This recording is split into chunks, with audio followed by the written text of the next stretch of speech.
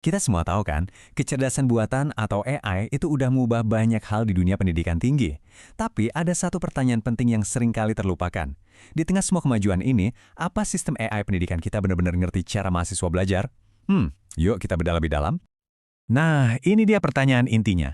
Sistem-sistem AI ini kan menjanjikan pembelajaran yang personal banget. Tapi apa mereka udah melihat gambaran utuhnya? Atau jangan-jangan mereka cuma ngelihat ujungnya aja? Coba deh kita lihat perbedaannya. Kebanyakan sistem AI sekarang tuh fokusnya ke data statis. Maksudnya, ya nilai akhir, IPK. Data-data ini cuma ngasih tahu kita apa yang dicapai mahasiswa, tapi sama sekali nggak ngejelasin gimana cara mereka sampai di situ. Padahal kan proses belajar itu dinamis banget ya kan? Ada kebiasaan, konsistensi, dan disiplin yang dibangun dari hari ke hari. Oke, kita masuk ke bagian pertama. Di sini kita bakal lihat keterbatasan pendekatan AI yang biasa dipakai di dunia pendidikan dan kenapa ini jadi masalah yang cukup serius. Jadi, masalah utamanya itu di sini. Ada ketidakcocokan yang fundamental. AI pakai data yang statis, yang diam, buat ngukur sesuatu yang sebenarnya hidup dan terus bergerak. Proses belajar itu kan bukan foto ya kan, tapi lebih kayak film. Nah, disitulah letak titik butanya. Terus solusinya gimana? Nah, ayo kita geser dan lihat gimana sebuah penelitian brilian menemukan sinyal yang sangat berharga yang ternyata tersembunyi dalam perilaku sehari-hari mahasiswa. Sesuatu yang sering banget kita anggap remeh. Dan inilah terobosannya. Penelitian ini ngelihat absensi bukan cuma sekedar centang di daftar hadir. Bukan.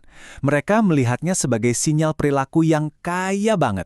Misalnya, datang tepat waktu, itu bisa jadi nunjukin disiplin. Rajin masuk kelas, itu bisa jadi cerminan keterlibatan. Tiba-tiba, data yang tadinya simple jadi punya wawasan yang mendalam. Dan biar datanya benar-benar valid, para penelitinya ini detail banget. Mereka cuma memasukkan mahasiswa yang catatan kehadirannya lengkap, nggak bolong-bolong.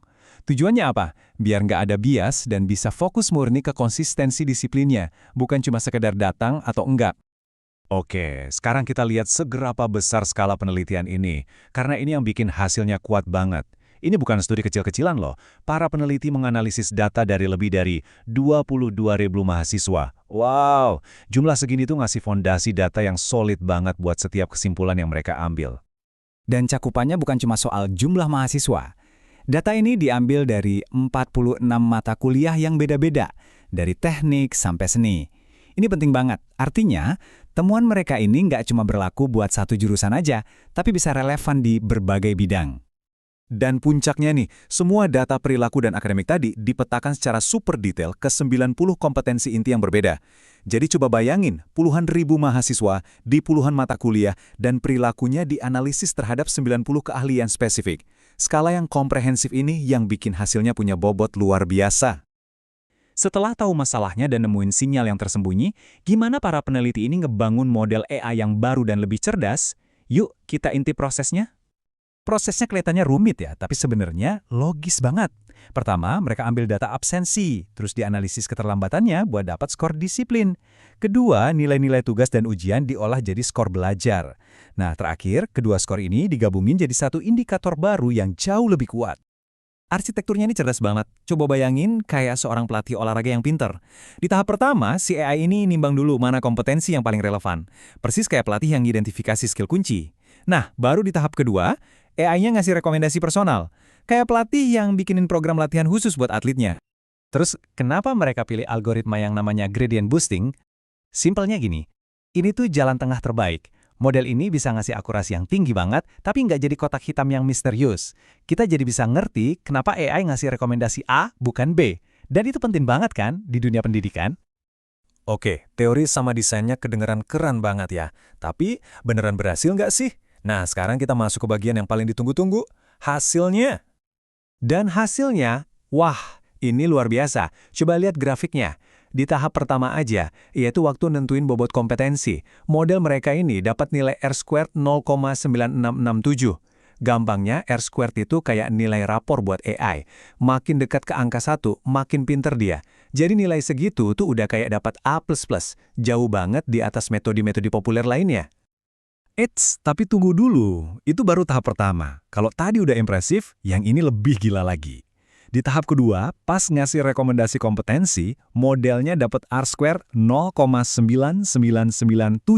Ini Ini nyaris sempurna. Serius. Artinya, AI ini bisa ngasih rekomendasi kompetensi yang perlu ditingkatkan dengan tingkat akurasi yang super duper tinggi. Hampir nggak ada salahnya.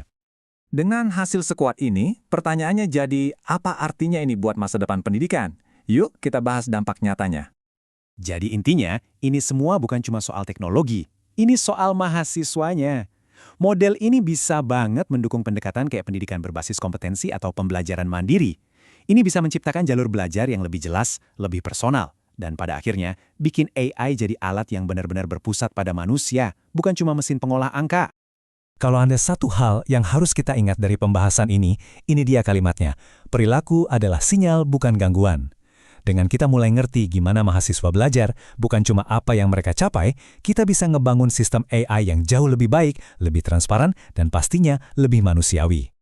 Saya mau tinggalin Anda dengan satu pertanyaan ini buat direnungkan. Coba bayangin, sebuah dunia di mana teknologi pendidikan itu nggak cuma merayakan hasil akhir, tapi juga bisa menghargai dan memahami prosesnya, perjuangannya, dan disiplin yang ada di baliknya.